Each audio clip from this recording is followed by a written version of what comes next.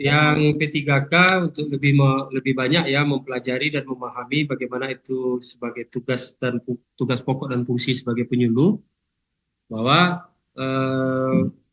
tidak berpikir sebagai PAH lagi, tapi sudah berpikir sebagai pegawai negeri, ya ASN, yang mana tentu imbalan jasa yang sudah diterima itu jauh melebihi daripada ketika masih di non ASN ya, masih dalam PAH ya, dalam kategori PAH, maka pola berpikirnya pun juga akan harusnya berubah. Karena kita melihat kecenderungan daripada P3K ini menganggap jadi penyuluh, begitu diangkat jadi pegawai negeri, ya kerjanya seperti penyuluh yang sebelum-sebelumnya. Nah, ini yang harus kita garis bawahi, agar nanti kita tidak salah kaprah ya, tidak salah kaprah bahwa kerja penyuluh itu tidak semudah yang mereka bayangkan. Kalau cuman sebulan 3 kali, sebulan sebulan itu 4 kali saja masuk, terus dapat gaji sampai 6 juta 7 juta, wah luar biasa, ngalahkan narasumber ya. Itu dia. Jadi bebannya sebetulnya semakin berat, tanggung jawabnya juga semakin berat ketika dia diangkat sebagai P3K, maka regulasi-regulasi tentang kepegawaian juga harus dipahami, kemudian kepatuhan terhadap regulasi, loyalitas terhadap pimpinan itu sangat penting untuk dibangun, agar nanti para penyuluh P3K ini memang betul-betul bisa bekerja dengan maksimal, bekerja dengan baik sesuai dengan harapan negara kita ini, harapan pemerintah dalam ketika mereka diangkat sebagai P3K. Jadi tidak serta-merta, karena kita bandingkan nanti Bapak dan Ibu dengan staf di kantor yang dianya P3K, sama dulu statusnya dengan kita sebagai penyuluh, sama-sama honor, tapi mereka masuk dari jam setengah 8, pulangnya jam 4 sore, itu 5 hari dalam seminggu. Gajinya sama dengan penyuluh yang tidak masuk-masuk kantor, ya, tidak masuk-masuk kantor, tapi gajinya sama tuh. Nah, sekarang kita sudah jadi ASN ya, maka diharapkan kesadaran kita bersama bahwa pola pikir kita, konsep kita dalam bekerja harus mengikuti standar sama. Yang pertama masalah penyuluh agama yang harus dipahami adalah bahwa betul yang disampaikan oleh Pak Hasanuddin, bahwa kita penyuluh agama ini tidak hanya berkutat persoalan agama Islamnya saja, tapi yang harus kita perhatikan, penyuluhan ini adalah penyuluhan yang berkaitan dengan persoalan-persoalan pembangunan yang kita bahasakan dalam bahasa agama. Jadi itu ya Bapak dan Ibu, sehingga nanti tidak ada lagi istilahnya penyuluh agama itu yang malah berseberangan dengan kebijakan pemerintah. Ketika ada kebijakan-kebijakan pemerintah tentang membangun bangsa ini, maka kewajiban penyuluh agama lah mencari bahasa yang tepat dalam bahasa agama untuk memberikan support dalam pembangunan ini. Jadi bukan malah nanti begitu merasakan bahwa ini bertentangan ini tak ini, akhirnya malah penyuluh agama jadi provokator ya dalam merusak program pembangunan bangsa kita ini. Jadi tugas kita adalah bagaimana menyajikan pembangunan bangsa ini dalam bentuk bahasa agama yang mudah ditangkap dan dipahami oleh masyarakat yang mungkin tidak memahami secara mendasar tentang prinsip-prinsip pembangunan bangsa kita yang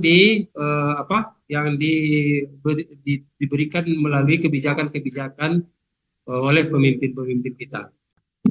Oke, baik. Assalamualaikum warahmatullahi wabarakatuh. Waalaikumsalam warahmatullahi wabarakatuh. Terhormat materi beserta Ibu Moderator, terhormat teman-teman sekalian. Nah, jadi langsung ulun tanyakan karena di daerah kami sudah azan ini, sudah sholat zuhur. Oh iya betul. Lanjut. Iya, jadi yang pertama itu kan untuk indikator itu saya bikin 2024 semuanya menggunakan kualitas, kuantitas, dan waktu. Apakah itu salah? Kemudian yang kedua, apa beda ahli muda dengan ahli pertama? Terima kasih. Assalamualaikum warahmatullahi wabarakatuh. Pak Malifani, indikator itu minimal 2 Pak Irfan untuk kita, yaitu kuantitas dan waktu. Ya, minimal 2, kuantitas dan waktu. Kalau kualitas ini biasanya pada pimpinan pratama, pejabat pratama kita. Ini untuk kualitas mereka ketiga-tiganya ini harus mereka penuhi. Ada indikator kuantitas, ada indikator kualitas, ada indikator waktu. Kalau kita untuk penyuluh setelah konfirmasi dan koordinasi dengan ini bagian kepegawaian itu cukup minimal 2 yang terpenuhi, kuantitas dan waktu. Mungkin itu beberapa pertanyaan yang dari 3 penanya pertama. Suhu yang perbedaan antara penyuluh pertama muda. Oh ya. Ini kalau sepengetahuan saya, namanya penyuluh pertama itu adalah golongan S1 penyuluh, ijazahnya S1 semua ijazah agama kecuali non kependidikan, itu golongannya adalah 3A dan 3B. Itu untuk penyuluh pertama. Kemudian kalau penyuluh muda adalah golongan 3C sampai 3D, kemudian madya itu 4A sampai 4C, dan utama itu 4D sampai 4E. Ya, oke, ya. Terima kasih Bapak Ibu, teman-teman. Saya mengikuti tadi beberapa pertanyaan yang disampaikan. Mungkin saya sedikit menambahkan jawabannya. Perbedaan dari penyuluh agama pertama, ahli pertama, dan penyuluh agama ahli tiga. Ya. Tepatnya Bapak Ibu, kita bisa melihat perbedaannya pada regulasi ya. Regulasi Permenpan nomor 9 tahun 2021. Nah, itu ada pada butir kegiatan itu, untuk penyuluh pertama, butir kegiatannya itu ada 32. Kalau muda itu 31. Dan seterusnya madya 30 dan pertama 29 ya. Itu perbedaan. Dan kemudian mungkin saya lebih spesifik terkait dengan itu. Saya, kalau untuk penyuluh agama pertama itu dia biasanya mencari data ya. Dia mencari data. Kemudian yang penyuluh agama muda itu dia mengolah data itu. Dan seterusnya madya, dan sampai kepada utama dia merumuskan monografi. Jadi mungkin itu sedikit saja tambahan, bisa dilihat nanti perbedaannya pada penerapan tugas-tugas penyuluh. Terima kasih. Terus kemudian juga ini terkait dengan tadi tambahan dari Pak Udin, kalau boleh saya menambahkan. Jadi penyuluh itu tidak hanya sekedar melayani kelompok binanya.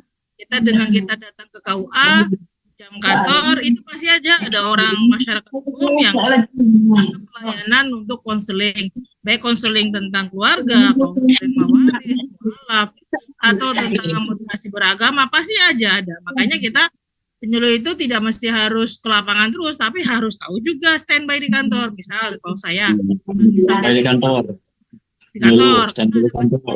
konseling.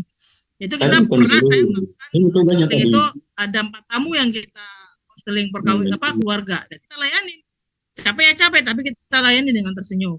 Terus kemudian baru zohornya kita baru ke binaan kita. Jadi intinya kita konseling itu bukan hanya terbatas untuk yang kelompok binaan, tapi umum masyarakat yang datang ke kantor kita layani. Gitu ya Pak Mas Rijal ya. Kemudian untuk bimbingan konsultasi itu ya, bimbing konsultasi, ada layanan bimbing konsultasi itu ada perorangan dan ada kelompok. Ya Bapak dan Ibu ya. Ada bimbingan konsultasi perorangan, ada bimbingan konsultasi kelompok. Perorangan ini bisa siapa saja. Yang kelompok bisa kelompok kita ya, yang memang kita berada di wilayah kerja kita, bisa saja kelompok yang mungkin tidak berada di wilayah kerja kita. Nah, berkaitan dengan pertanyaan Ibu Sri Lestari, bagaimana tugas di luar kelompok wilayah kerja, di luar wilayah kerja kita? Kalau di luar wilayah kerja kita, itu kita setidak-tidaknya dibekali dengan surat tugas bahwa memang kita dibutuhkan di situ. Ya Bu Lesri ya, kita dibutuhkan di situ, maka wilayah itu bisa kita jadikan laporan, petugas kita di situ bisa kita buatkan laporannya sesuai dengan EKIN kita. Kemudian Kelompok itu ya, ada kelompok yang memang tetap menjadi kelompok kita, ada yang tidak tetap menjadi kelompok kita. Tapi itu tidak ada regulasi khusus yang mengatur persoalan itu. Yang jelas, kalau regulasi yang jelasnya adalah bahwa kalau kelompok yang kita miliki secara tetap, itu memang ada SK pembentukan kelompoknya. Itu yang paling penting dipahami. Ya.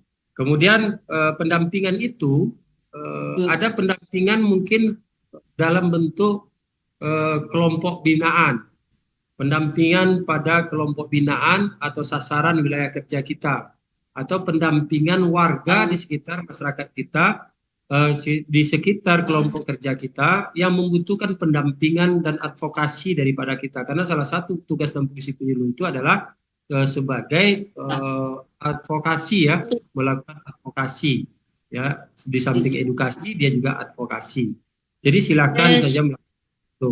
Kemudian pendampingan itu pun, ya, bisa dalam bentuk mendampingi kelompok masyarakat yang terkena bencana, misalnya pendampingan masyarakat terkena bencana alam, kebakaran, kebanjiran, atau juga mungkin yang lebih pribadi, spesifik pribadi sifatnya pendampingan pada masyarakat kelompok yang seperti bermasalah dalam apa namanya, kemarin itu ada anak-anak mungkin yang imbas dari kasus-kasus pelecehan seksual, itu kan perlu pendampingan kita.